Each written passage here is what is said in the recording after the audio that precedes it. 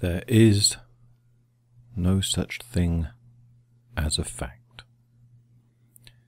And even with a cup of tea, that is still a fact. Welcome back.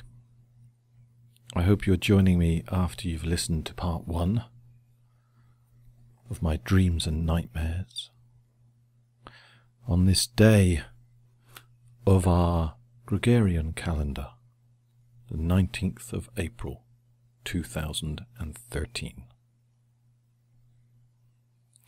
And there's a thought. Is it our Lord that this is the date is made from? Did the Lord, the Christian God, did he come down and decree when we would tell time from? Or maybe we made it up. Now, why would we do a thing like that? Well, this part of my dreams, daydreams and nightmares, this is going to be the story part. And I have some photos for you, all of mine. So before YouTube or anyone wants to scream copyright, hold on. So I hope you will settle down with your drink like me, or cup of tea, or whatever you choose for your poison. And I hope you can watch, listen, and relax. So let me take you on a journey. And today we can start, I think, in London. Londinium, founded by the Romans, allegedly.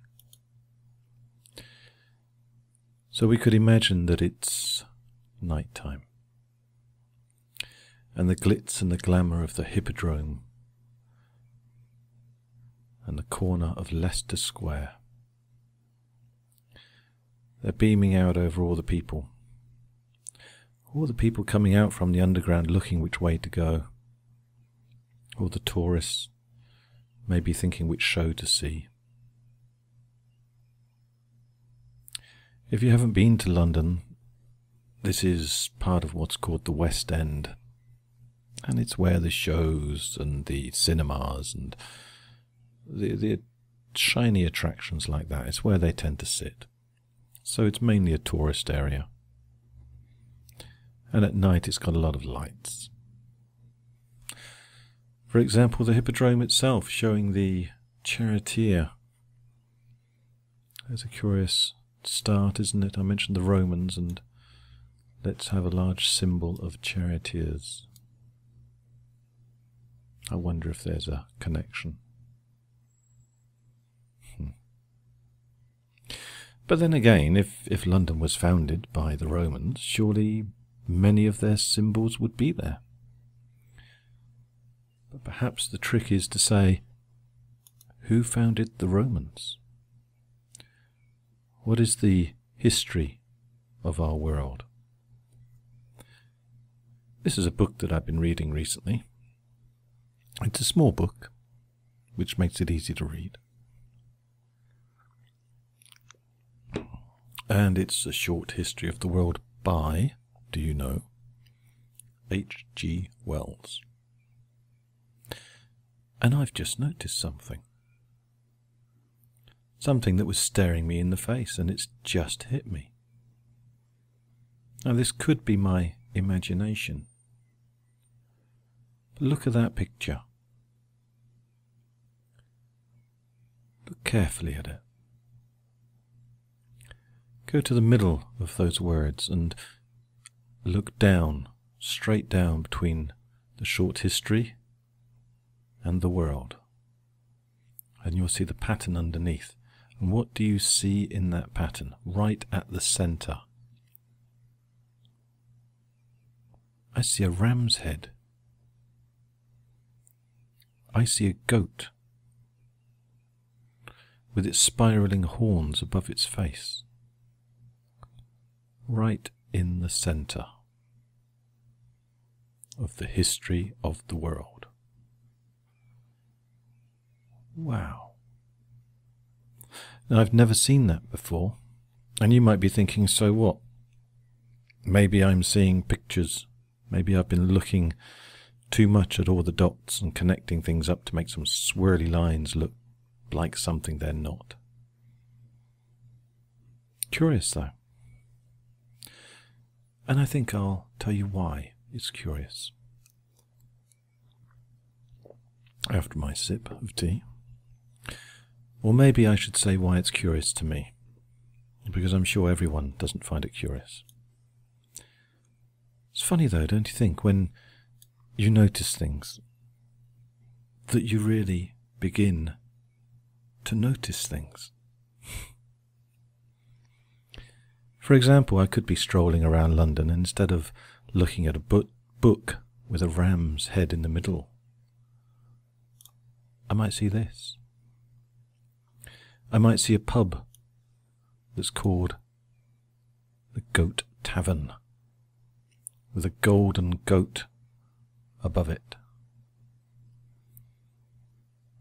Now let's just think of all the animals in the world. When you think of a majestic animal, a grand golden animal,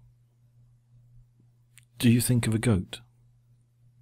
Go on, really, do you? I suspect not. I might think of a lion with its golden mane. I might think of a golden Labrador. Maybe I'd think of an elephant, or a dolphin, or some creature that we would give status to. Even a horse. But what about a goat? I mean, a goat is an animal that eats. It will eat an old shoe, it would eat a shirt off a washing line, it would eat grass, it would just eat it. And it would be quite happy. It's got quite a good nature. But, excuse the pun, when it's not too happy it will butt. So I find it a little curious that there's a golden tavern also in London. Except I'm being a little bit cheeky, people. I'm not that curious, because I think I know why. It's not surprising at all to me. It's not coincidence. So we've left Leicester Square and all the noise, and it's a fresh day. The streets are colder and calmer, and the people who are having a drink one too many last night are still waking up in the morning. The sun's just about out. I say just about because the sun's there, but the clouds, those heavy hazy clouds above London, never seem to shift too much. So as you can see in my picture, the lady's wearing a big coat. And we are now in spring, as I showed with my last story, the daffodil poking its head out of the earth.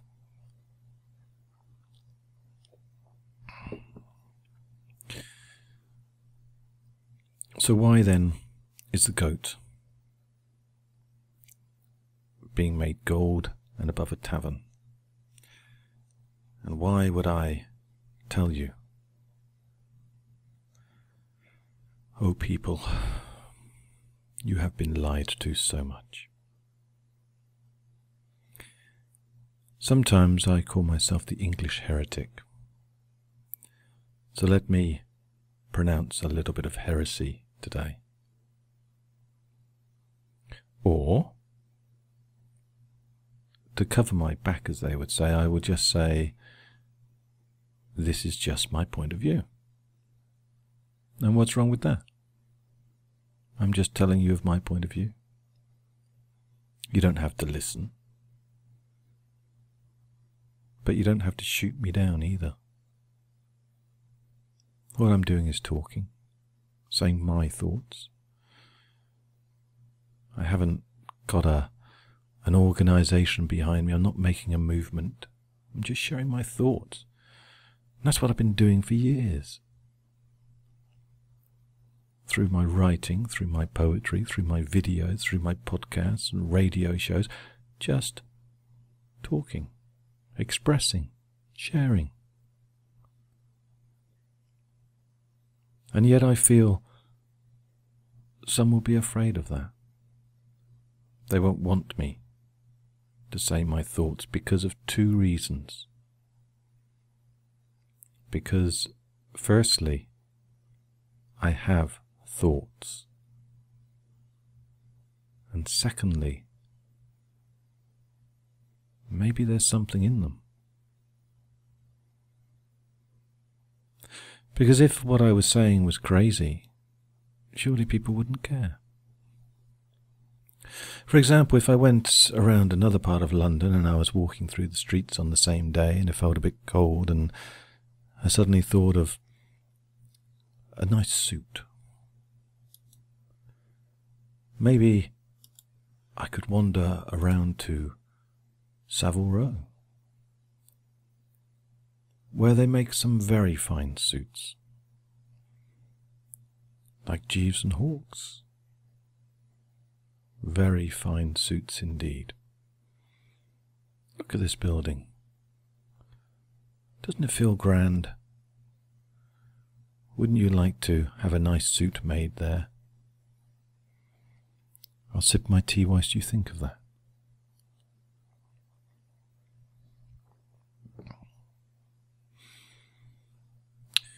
And what do you see in the window? Okay, you see a suit. What do you see to the sides? Look at that beautiful architecture, the strong columns, the two columns either side of the number 2. This is clearly an old building. It's number 2. We're talking number 1. Some interesting Roman architecture at the top of those columns. And a picture. A rather strange picture. I mean, from here it might look like, I don't know, some hanging flowers, maybe? What do you think they would be hanging above that door, those doors, that wall, the old wall? What do you think they would hang there? If you come to London, you could stroll around and you could have a look. But let me show you. It's cheaper. You save on your travel fare. Oh, look. It's a goat. It's a ram. Hanging. A suspended ram. That's a rather strange. Isn't that strange? Even to me, that's strange. But there you are. Of all the things you could show above a door, around this very old building, on this very old street, they choose the ram. Do you know why that is? I'd love you to tell me why. I do really think that all I'm saying are just my views, so I'm open to the thought that I could be wrong, or maybe there's many things I haven't considered. But let me tell you what the heretic would say. The heretic would say that it isn't a ram. Not in the literal sense. It is... it's a goat. It's a goat that travels the seas. The sea goat. Have you heard of such a creature? They don't travel the seas that we would travel on our ferry boats and sailing yachts. They travel the seas of the skies. They travel the cosmos, and we stare up at them. We stare up and we see Capricorn. Now, some of us will be told in our newspapers that Capricorn is the 10th astrological sign in the zodiac. I wonder why they tell us that. Perhaps it distracts us from the sun that passes through Capricorn. It passes through Capricorn from December the 22nd to January the 20th every year. I know, before you run away and think I'm just talking about some star signs and you can get that from your local paper, I mean, why are they using this symbol? December the 22nd is pretty close to Christmas. Or maybe we could say December the 21st. On December the 21st, the sun sets. And if you're listening to my part 1 when I talked of Stonehenge briefly, maybe you could picture that sun coming down over those stones to the lowest point in the sky, the winter solstice, on December the 21st, where it sits and it stays for 3 days.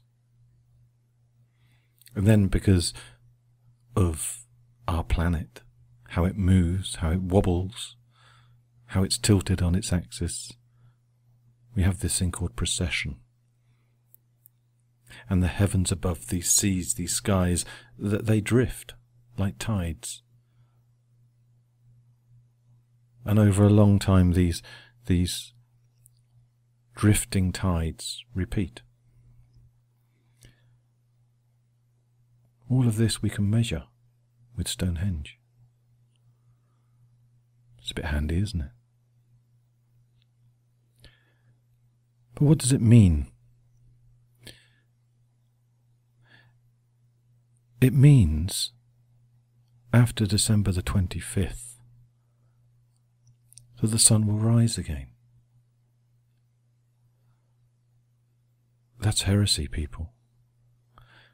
Well, no, it's just an idea. But it's an idea that you can go and see. You can stand in a field in the cold, and you can see the sun rise on that date in our Gregorian calendar. You won't be able to talk about it to many people because they'll be telling you it's a Christian day. It's a day that our Lord rose just like the sun. The Son of God rose just like our sun. And when they began to rise, when they were born into the skies, into our worlds, it was the start of a new year, of a new time, an explosion of thought within our mind where we go from the death of winter to the life of the new year. When our worlds are reborn. And when is this? In Capricorn, the goat, number 1. The goat is one of the most powerful symbols. And it suggests, as maybe you know, that life is a spiral. That we are really just on a path, always walking on a path. A spiral. Maybe a spiral in our minds. And I think what I'm trying to tell you is, which came first? The story of your gods that you have now, or the sun that rises in the sky, of Capricorn, of the goat hanging, of the Goat Tavern, of the goat in the centre of the short history of the world. This is a little picture that I made from my camera, just reflected. And I took the camera and I placed it looking at the TV, and I plugged it into the TV, and so I could see forever repeating patterns. I could film the image I was seeing, and it would just get repeated and repeated, and it formed a spiral. Isn't that beautiful? Doesn't it remind you of the galaxies? Of course, if what I'm saying is true, it goes against what we are told in our mainstream media and our religions, that the world, the Christian world that we live in, has come from, dare I say, pagan origins. And that, as my next sign will show you, is dangerous. Because it will give you ideas that may explode. And it is a warning to the public, to you, to me, to everyone. That's what it is. On no account should any object be moved or touched. Don't change the system, people. It's there for a reason, to keep you in your place, to make the clock keep ticking. If you open the clock and take a cog and shift it a little bit, if you look at it and question, do we need this cog? Who put it there? The clock won't work anymore. If you take the cog out and put it on a desk and analyze it with a microscope, the clock won't work anymore. So people don't want that to happen. Not at all. Now that was a good sip of tea. Oh, I do ramble. And I take a long time, and I do apologize about that, because I'm sure you're in a completely different world to me. So let's move away from the danger. Let's move back to London. And the sun's come out now. And there is that Shard, the giant obelisk in London. What a great building that is. What a magnificent building. What spire-like, what church-like, what almighty building that is to reach up to the heavens. And I mean that. I find it a very inspiring building, in truth. Did you know when they were building that, there was a fox that had worked its way all the way up, or about 3/4 of the way up. And before they had all the construction finished inside, the workmen were there, and just picture them going up onto the, for example, 300th floor. However many floors it has, I don't know. And there they go for their day, and they've got their sandwiches, and they put the sandwich box down on the side and look out at the view and turn around to move some steel from one place to another when, boom, there's Foxy just staring at them. One eye on them, one eye on the sandwich box. This is a nice picture, I think, of the Shard. A little bit around the corner with a bit of sculpture. Kind of Roman-like again, isn't it? We've gone all the way back to our Roman beginnings again. Curious tail that this statue has, though. It's almost arrow-like, lizard-like, that comes round and points up to the sky. You can't see it too well in this picture, but it is curious. So we've gone from the night, the hippodrome and the lights, past the beginnings, perhaps, past the goats and the rams and the spirals, and past the danger, and now there's no clouds anymore, and the sun's out, the sun has risen into the sky, and we are able to breathe again, to feel that sun upon us. Here's another view of that Shard. This is a view you don't see too often, but it's another building close to it, and you see the giant wall of glass. And you can see the clouds on there this time. And to me, that's like a giant waterfall. I find it beautiful. I wonder what's in there, behind the glass. Do you think it's workers at their desks, looking out down on the little people? Or do you think maybe there's nothing behind there? Just nothing. Silence. Where the streets can't be heard.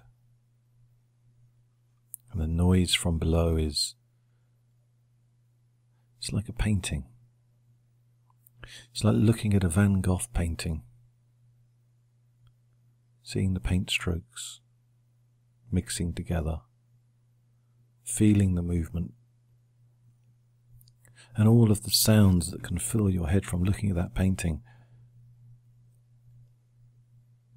A little bit like looking out of that window, maybe down onto the ground. You're going to make those sounds up from the movements.